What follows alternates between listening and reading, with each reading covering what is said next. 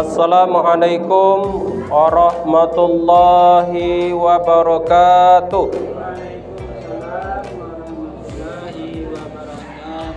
Hamdan wa salaman amma ba'du. Bersyukur kepada Allah Subhanahu wa taala dengan selalu mengucapkan alhamdulillahi rabbil alamin. Bersalawat kepada Rasulullah sallallahu alaihi wasallam dengan mengucapkan Allahumma shalli ala sayyidina Muhammad wa ala ali sayyidina Muhammad. Yang saya hormati pengurus mushola, kemudian bapak-bapak, ibu-ibu, semoga dimuliakan oleh Allah Subhanahu wa taala.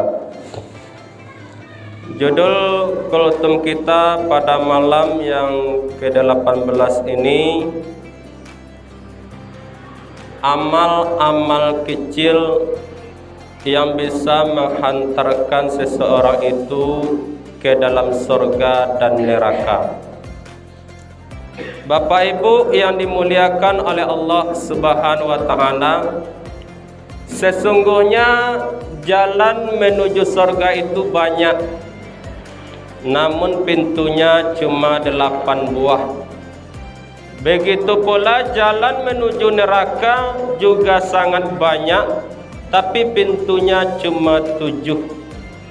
Mau pilih pintu yang mana kita tergantung kepada amal apa saja yang sudah kita lakukan di jalan Allah Subhanahu wa taala.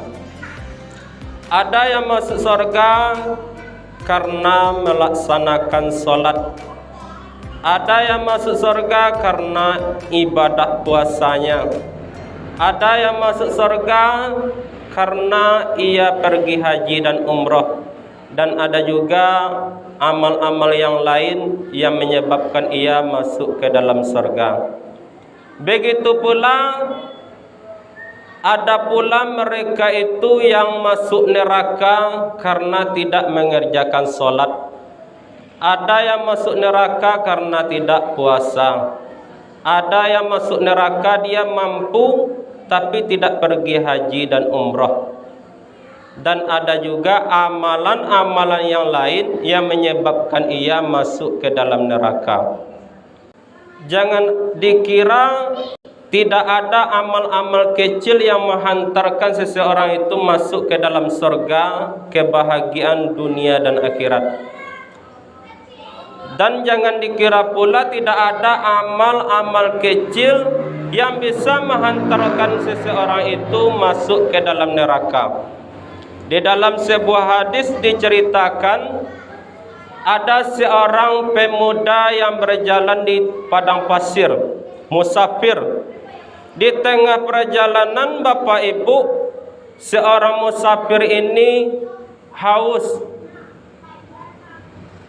Di saat itu dia menemui sebuah sumur. Sumur orang dulu dengan awak kini kok berbeda. Kalau sumur orang dulu tuh pakai janjang ke dalam, tapi kalau kini pakai timbo ya. Jadi inyo haus, bayi ke dalam sumur do pakai janjang, kemudian dia minum.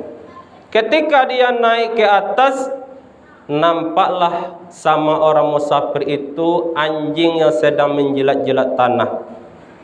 Kemudian dia berpikir, mungkin anjing kau sedang kehausan, tu maka dijilat tanah tu. Kemudian dia turun lagi, timbul rasa ibu di dalam hati, turun ke dalam sumur balik, diambil air hijau dengan sepatu, naik ke atas dan diberikanlah air itu kepada anjing yang sedang kehausan tadi. Dalam satu riwayat Bapak Ibu, orang yang tadi yang memberi minum seekor anjing tadi, Allah masukkan ia ke dalam surga gara-gara memberi minum seekor anjing. Anjing yang hina dina. Kalaulah memberi minum seekor anjing saja Bapak Ibu bisa menghantarkan seseorang itu masuk ke dalam surga, Bagaimana pula yang kita kasih minum itu, yang kita kasih makan itu adalah anak yatim, orang-orang miskin, orang-orang yang membutuhkan. Mungkin surga Allah jauh lebih besar daripada memberi minum seekor anjing tadi. Namun sebaliknya Bapak Ibu, ada amalan-amalan ketek bisa menghantarkan seseorang itu ke dalam neraka. Di dalam sebuah hadis dikatakan, ada seorang wanita, dia itu ahli ibadah, rajin salat malam, tapi diponis masuk ke dalam neraka. Apa penyebabnya? Dikurungnya kucing di dalam kamarnya, tidak dikasih makan, tidak dikasih minum, hingga kucing itu mati. Akhirnya seorang wanita itu dimasukkan Allah ke dalam neraka.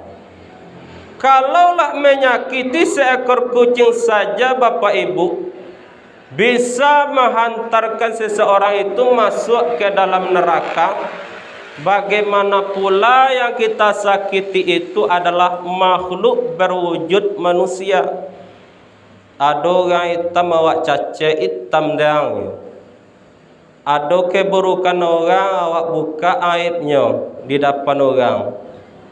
Itu mungkin lebih besar dosanya dibanding menyakiti seekor kucing tadi. Jadi selamat atau tidaknya seseorang itu tergantung kepada lidahnya.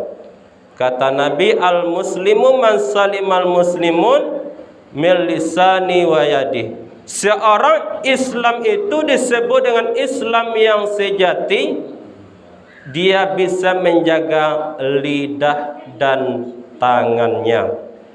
Oleh karena itu Bapak Ibu, ingin mudah jalan kita masuk ke dalam surga, beringan tanganlah untuk memberi, bersedekah, membantu orang lain.